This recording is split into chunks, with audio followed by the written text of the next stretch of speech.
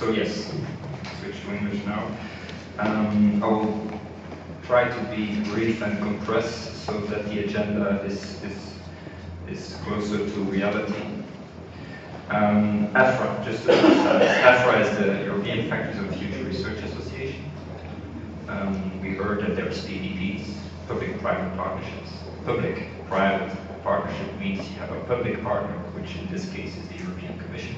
Private partner is now formally EFFRA, European Factories Research Association.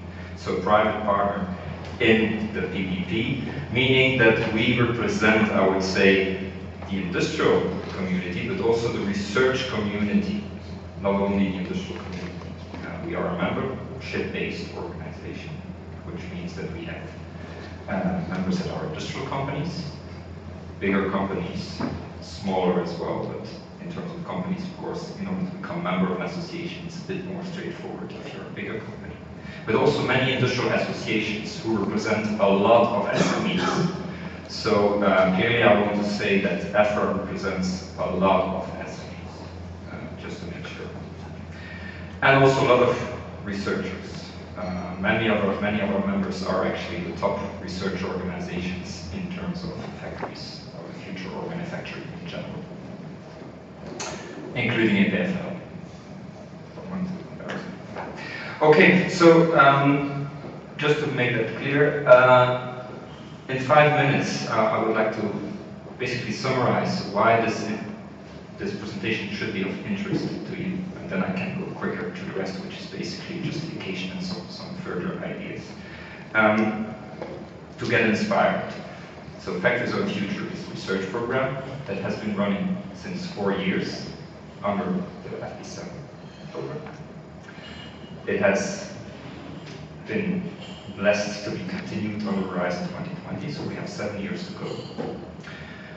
But that means that there's already a lot on the table in terms of projects, ongoing projects. 151 projects to be precise, with a budget of about 650 million euro put on the table to finance these projects. The budget of the projects as such is around 1 billion. That's a critical mass. A lot of participants in those projects. There's really a community in this Factory of the Future PPP. And more importantly even, a lot of demonstration. You will see some examples actually, while you already have seen some hints in previous presentations, you will see more afterwards, that the basic characteristic of the Factory of the Future projects is that there's demonstration of technologies involved, not just paperwork, real demonstration. So it's a source of inspiration. I'm not saying here you should all be in Factory of the Future projects, because also, well, physically it's not possible, because of course you have somehow a limitation in budgets. But it could inspire to do other things with possibly participants in projects, but simply things you can do on a more local basis. So that's one. The second thing is get involved. If at some point you say, well, this is something for me, and also, well, of course, I'm interested to get some financing for doing stuff that otherwise I wouldn't be doing, well, then this could be of interest for you to have a closer look and get involved and look at the further funding opportunities, as has been mentioned. So it's a program that is running.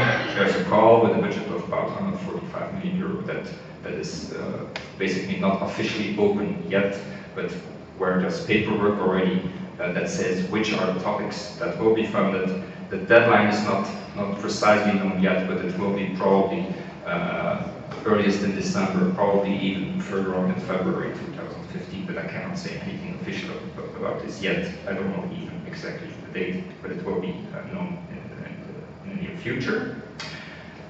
Since there's a huge network of RTOs and industry companies already involved, it maybe is now easier to get involved now, since it's not really starting from scratch. That's my message here. And another part of why this could be of interest to you is, it's another level of involvement, if you want, is get involved in steering the program.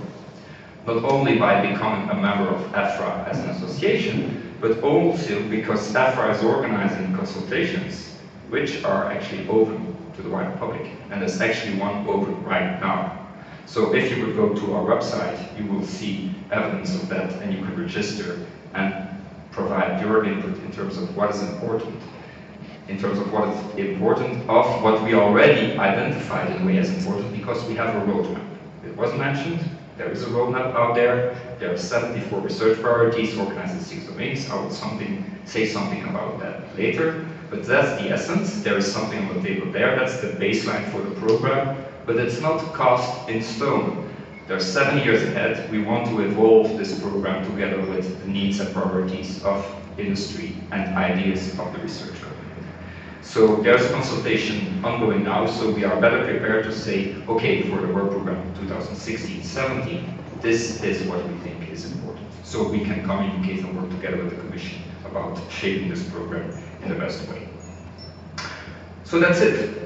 So I could even stop now and give the floor to the next speaker that will be actually right on the agenda. So I'll just continue a little bit more and make reference to, in fact, the fact there's this critical mass of projects already going on. There was a roadmap for these 4 years that have passed.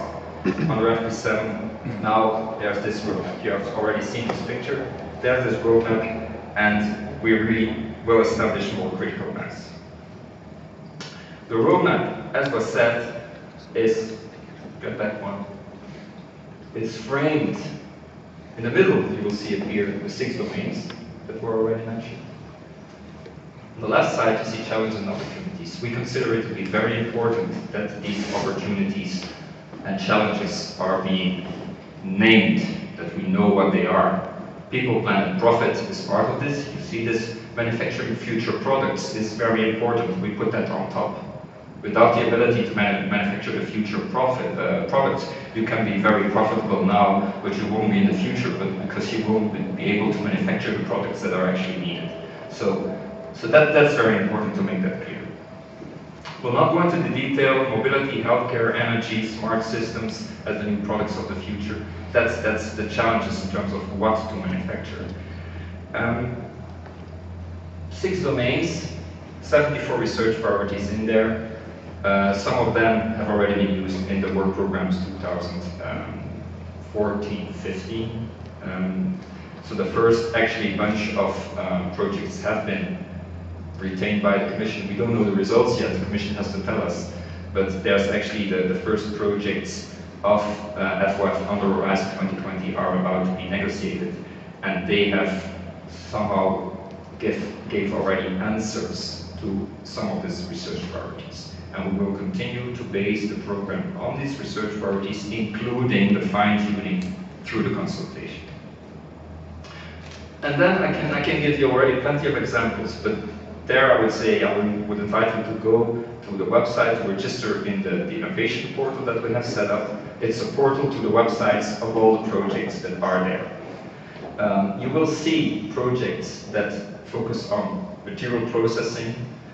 Here an example of laser welding with the best quality control for actually the future products. You see the car battery photovoltaics to make those products manufacturable in a viable way.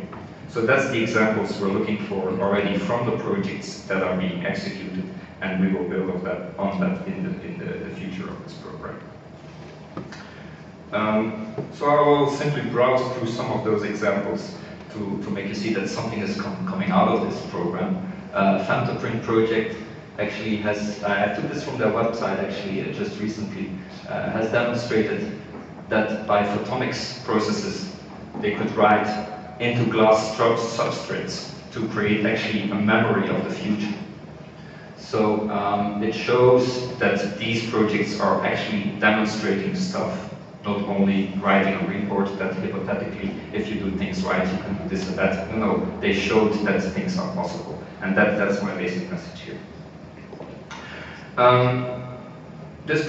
With this project example, Amaze, I would like to illustrate that it's really a broad program.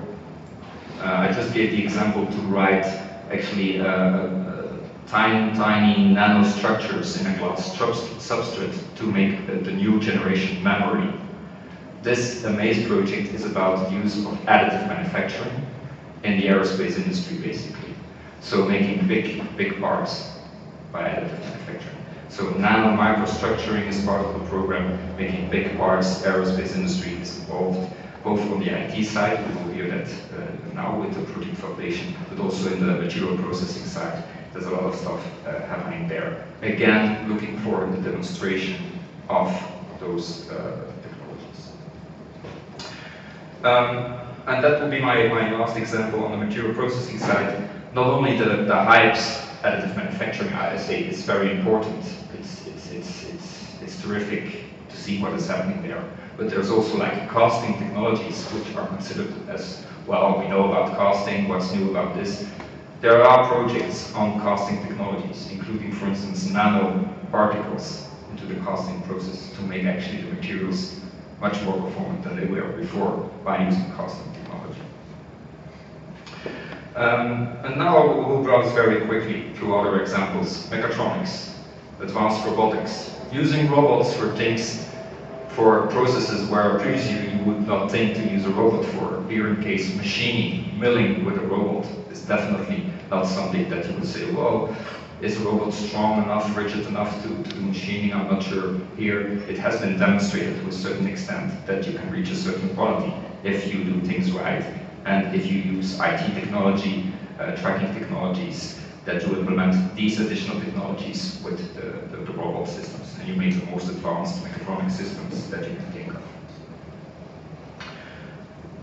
I will just browse through it now. IT projects.